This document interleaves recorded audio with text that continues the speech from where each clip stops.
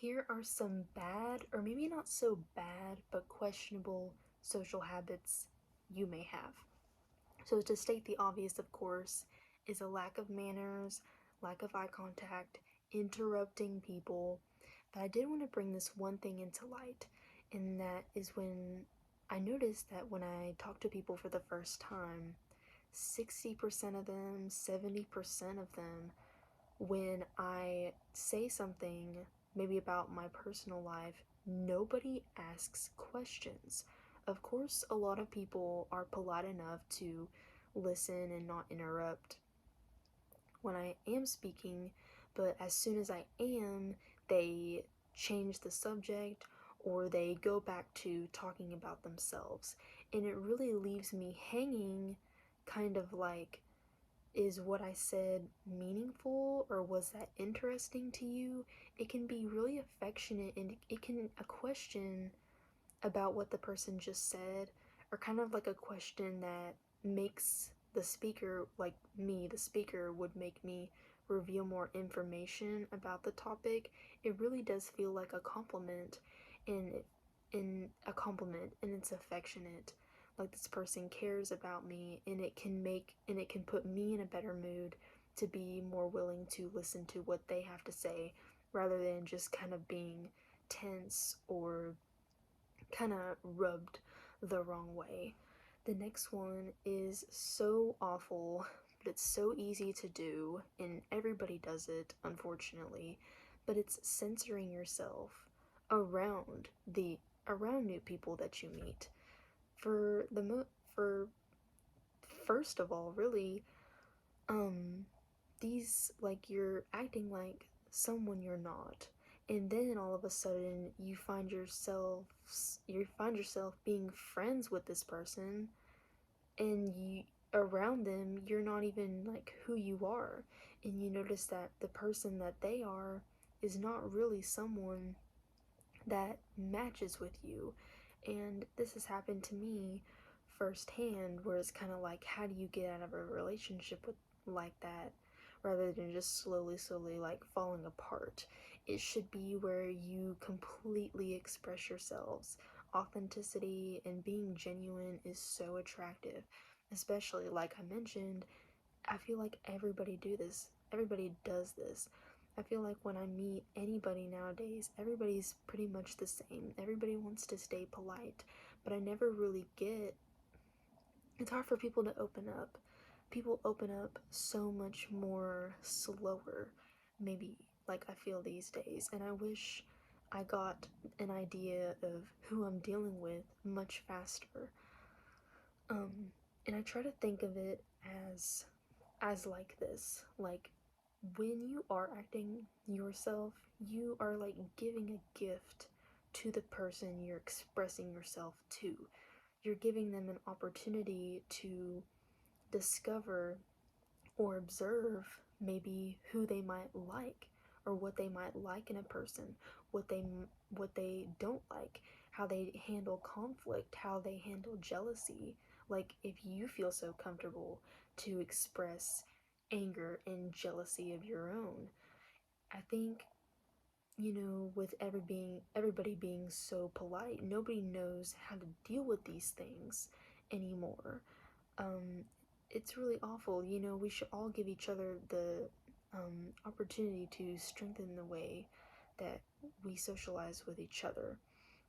That's the way I think about it, and I think it makes me feel better, and I feel less, I feel more confident, and I feel less guilty.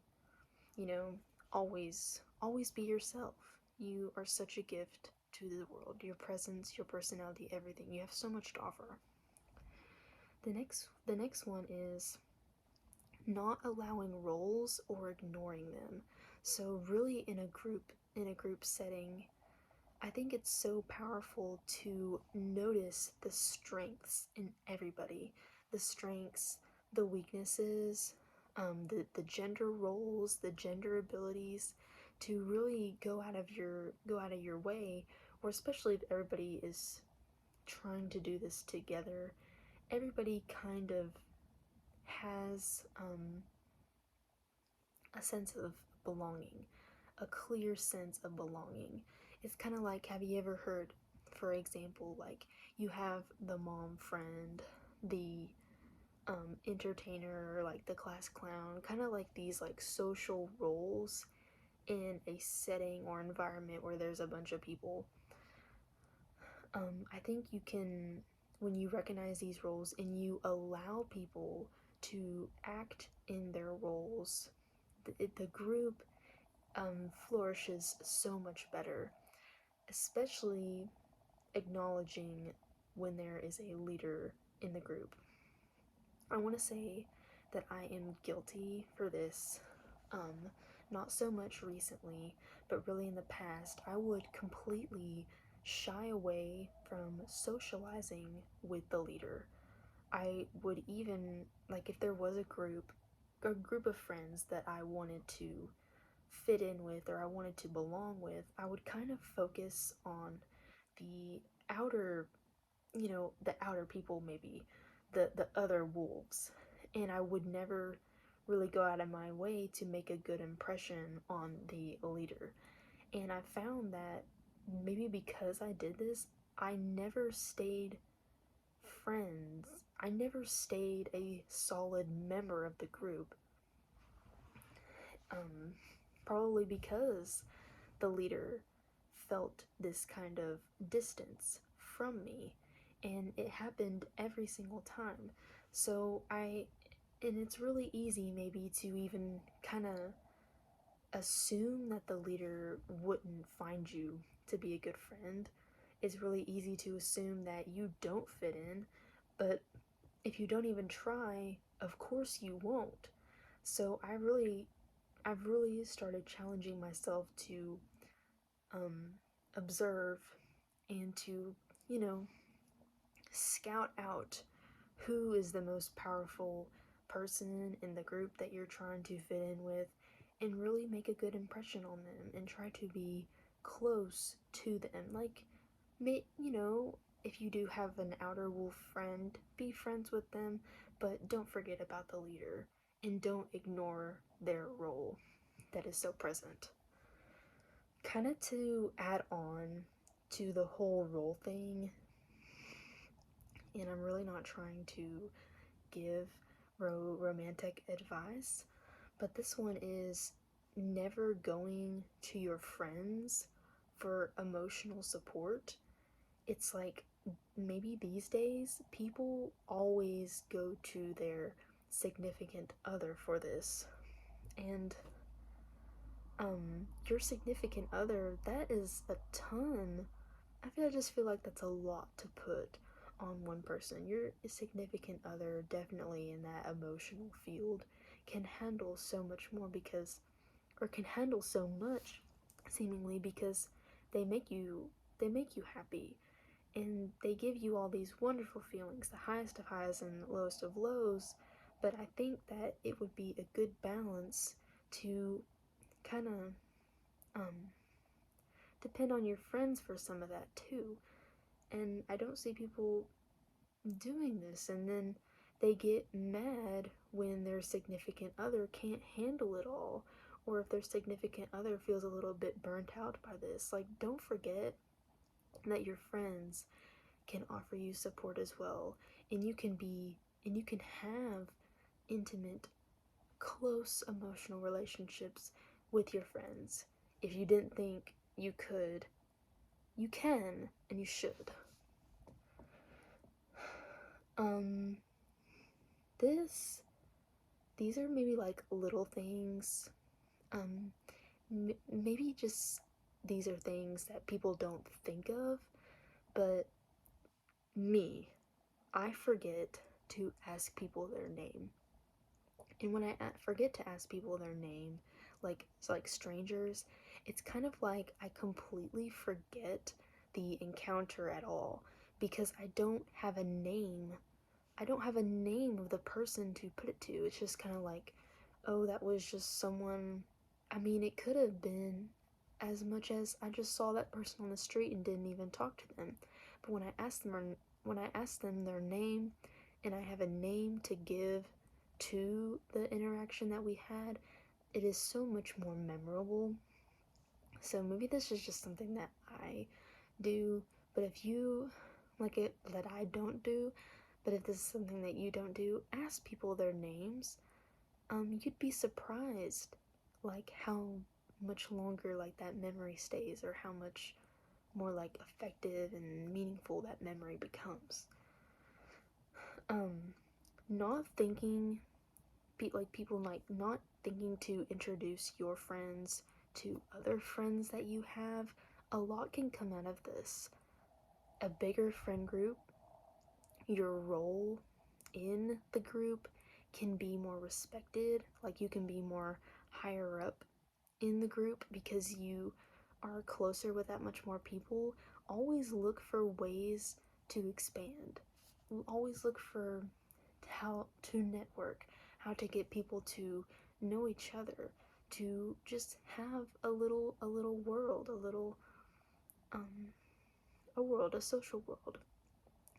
Um Friends to friends, and you know, so people can find dates as well. I think, like what I said, this can add, what is it? Kudos to you for introducing people to people.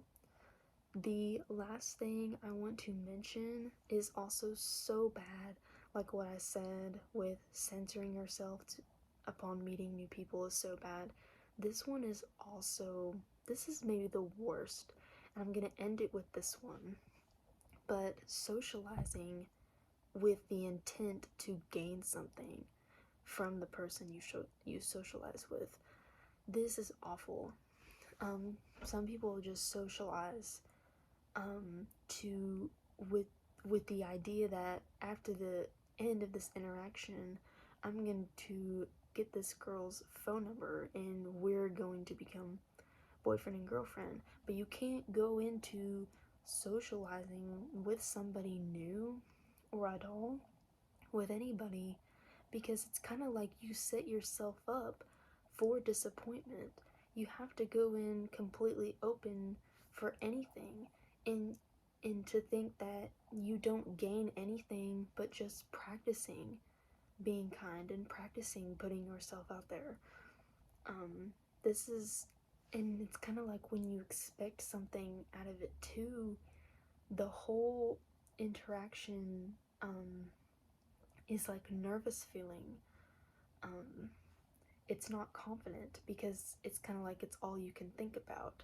So I think this whole idea of the intent to gain something, of, and even if you're watching my videos and taking my advice, you can't do anything with the advice if your intent is to gain something from that person. You should only think, this is good practice for me.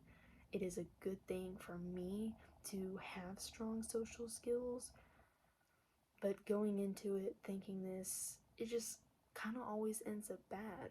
If you're going to gain something, it is because you have evolved into that type of person that is attracting that something new.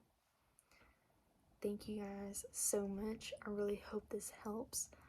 I wanted to point out the bad, because maybe the bad can be so much more obvious. So if you know the bad and you know the solution, then practicing the good is so much easier once all those bad things are cleared out of the way. Thank you guys so much.